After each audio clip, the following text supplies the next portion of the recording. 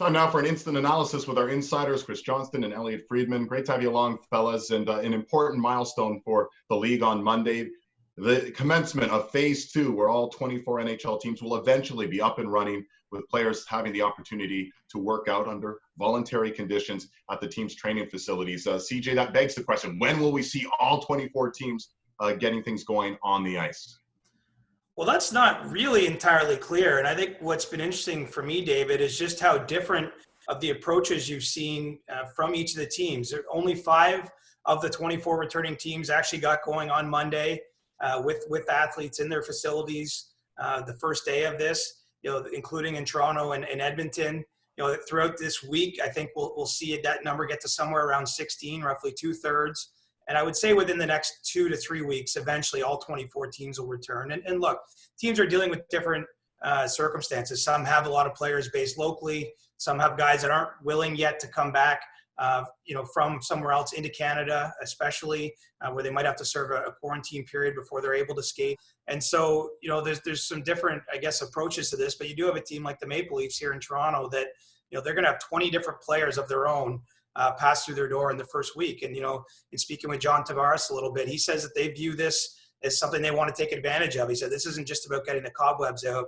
They see this period, which could be 5 to 6 weeks before the training camp itself opens, as an opportunity to get comfortable together again and start sort of building some of that team camaraderie that would be missing with this long layoff.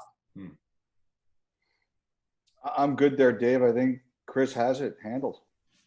All right. You left him silent, Chris. Well done. But we do have some more questions. We're going to get you integrated here, Elliotte. Let's start with this. One big question is not just where the hub cities will be, the 2 hub cities we're awaiting word on, but what they will look like, what these NHL bubbles will look like, Elliotte. And I guess the big question here is ESPN NBA reporter Brian Windhorst. He reported on Tuesday what he expects the NBA bubbles to look like. No significant others for the first 6 or 7 weeks leading up to the end of the first round of the playoffs. As well, no recreational drug testing. So it gave us a little bit of a glimpse of what we can expect. What do you think we can expect as far as the NHL bubbles are concerned? Well, I think one of the things the players have talked about, David, is can it be more than just go to the rink and go back to the hotel? I'm a big believer right now that if one league is discussing something, they're all discussing something because they're all sharing intel. And I've heard that situation with the families that what the NBA has asked is once several teams start getting eliminated, then we can bring your families in to keep the numbers down. And I'm sure the NHL has talked about that too. But in talking to one player on the weekend, one of the things that he said to me that he knows a lot of players have talked about is how can we make the bubble a little bit bigger so it's not just hotel and rink? And one of the suggestions that a few players on his team had talked about, and you believe that several teams had discussed, was could we buy 4 restaurants? So for the amount of time that we're in whatever hub city is in, we have 4 restaurants, we buy them for the duration, and only people in the bubble can go to them. Those restaurants have to shut out from the rest of the world, and they're only available to people. Also, can we have golf trips? For example, a day off for a team after practice or total day off, can they go on a secured bus to a golf course and play around and then go right back to their hotel? I think those are the kinds of things that players are talking about. Can we do simply more than just be in a hotel and in a rink? And that's going to be important to them so they don't go stir crazy. And this is why, I think, Elliotte, some people have told me that they think it's more than 90% chance that Vegas is one of the 2 hub cities, just because, think of the unique setup they have in that place alone. I mean, the hotels themselves are far more than a hotel. I mean, many of them have 15 or 20 restaurants in them, let alone 4, where I think you could set up the kind of environment you and your player are scheming on. I don't know about golf in the Las Vegas heat, maybe in the summertime, but certainly I do think that that city is so geared toward hospitality and tourism that they can do things there to make this have more of a campus type feel and to make it feel a little bit less restrictive than it might somewhere else. And what's interesting, guys, is the other place I've heard that's still hanging in is probably the most likely other hub city is Toronto. And it's much, much more difficult here in Toronto to have that kind of setup just because it's a large city. And of course, Scotiabank Arena is based right in the middle of that city. So I don't think that the bubble will feel quite the same if it ends up being one of the other hubs. Yeah, logistics are a key. By the way, I golfed once high noon in Vegas in the middle of summer. I'm not very bright. I did that once. That's the sort of thing as a tourist you do once. You go, what am I doing? Why is I've the course been there. empty? Now we know why the course is empty. I'm with you, Dave. I've done that too. Yeah, the suckers from Canada, right? On Monday, another interesting moment for the National Hockey League, and not really for the National Hockey League because it's not affiliated with the National Hockey League, but this Hockey Diversity Alliance that's set up by 7 players, including Evander Kane and Akim Aliu.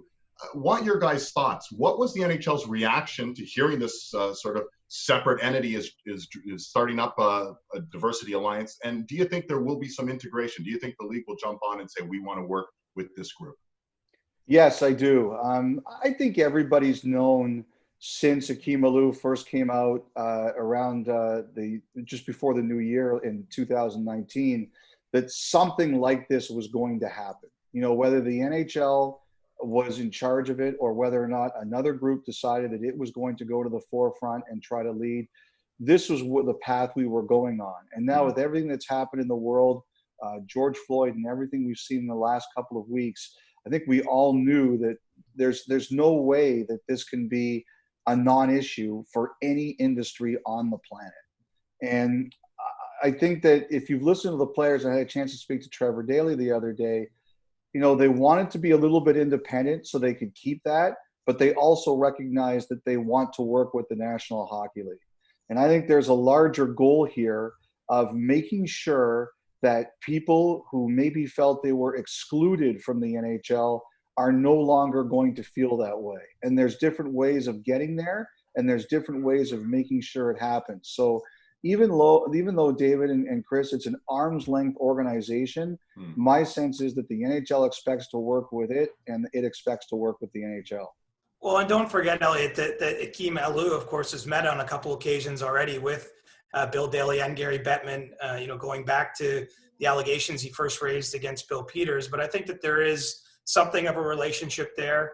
And you're right. I think independence in this case is actually a strength. It gives them latitude, especially in the beginning, to really define what this is going to look like, how it's going to work, what its mandate is, who's going to be involved.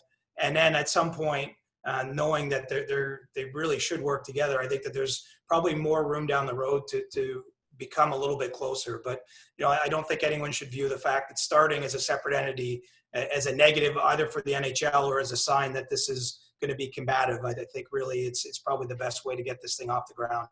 And to talking to some players, they like the idea that there's this safe space. You can go and air grievances, your lack of comfort or as far as discrimination or anything else that you might be suffering through, that you don't have to worry about any repercussions by your individual team if the management group is you're not comfortable with them. So there is that safe space, and we'll see what happens as far as integrating this group into the National Hockey League. Finally, guys, critical dates moving forward, because we're so focused on the return of the league. But remember, there's going to be this short window between when this season finishes and the next season begins. And there's so many things to get taken care of in that limited time. So walk us through some of these critical dates that the NHL is working on. Well, Dave, the calendar really is supposed to start soon, like qualifying offers, buyout window. This kind of thing is supposed to start really the end of next week. July 1st, we all know, is a huge day. Salary arbitration, the draft, all of this stuff, they're talking about how they're going to change it and how they're going to make it work. Now, I've been told that one of the things they're talking about is 42 days between the end of the Stanley Cup final and the start of the next training camp. We'll see if that ends up being the case, but that's one of the numbers that's kind of being thrown around out there. So I think what they're doing now is trying to figure out how they fit everything into that time and how they can allow teams to plan for those times. And I think the other thing they're kind of wondering, Chris, is will non-playoff teams be able to, like, we know they can make trades with each other, but will they be able to do some business independently of the teams that are still in the playoffs? We don't know that answer yet, but it's something they're working on.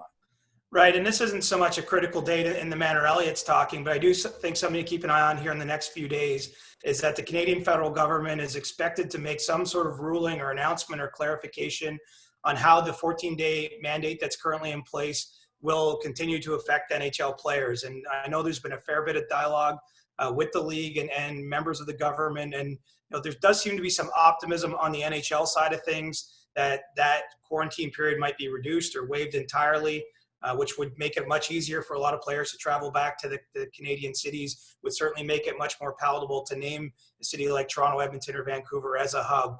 And so that's a piece of news here that we're waiting on in the next few days. Well, slowly but surely, things are starting to become crystallized. One thing we know for sure, you two gentlemen, our insiders, are going to be awfully busy through the summer and the fall as well. So get some sleep, get rid of those beards, and let's get back to business, okay? Sounds good. Chris Johnston, Elliotte Friedman, as always, bringing some great instant analysis. Thanks, guys.